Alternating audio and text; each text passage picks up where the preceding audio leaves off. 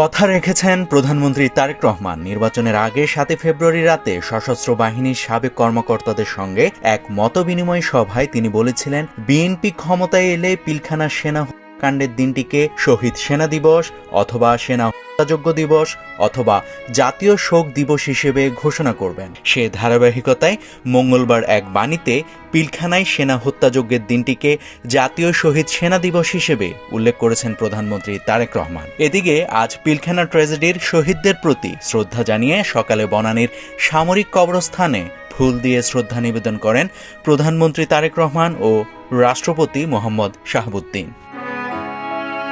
প্রধানমন্ত্রী তারেক রহমান বলেন, পিলখানায় সেনা হত্যাকাণ্ডের নেপথ্যে দেশ এবং জনগণের স্বাধীনতা সার্বভৌমত্ব বিরোধী তৎপরতা ছিল।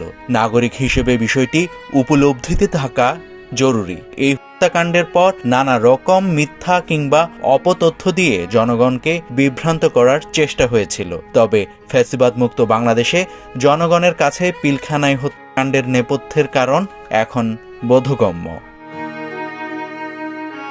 আপনাদের কি মনে আছে 2009 সালের 25 ফেব্রুয়ারির কথা? সেদিন পূর্বের বিডিআর বর্তমান বিজিবি সদর দপ্তর ঢাকার পিলখানায় নৃশংস হত্যাকাণ্ড চালানো হয়। বিডিআরের তৎকালীন মহাপরিচালক মেজর জেনারেল শাকিল আহমেদ সহ 57 সেনা কর্মকর্তা নিহত হন সেদিন। সব মিলিয়ে তখন পিলখানায় নিহত হন 74 জন। পিলখানায় হত্যাযজ্ঞের ঘটনায় 2009 সালের 28 ফেব্রুয়ারি হত্যা ও বিস্ফোরক দ্রব্য আইনে পৃথক মামলা করা হয়।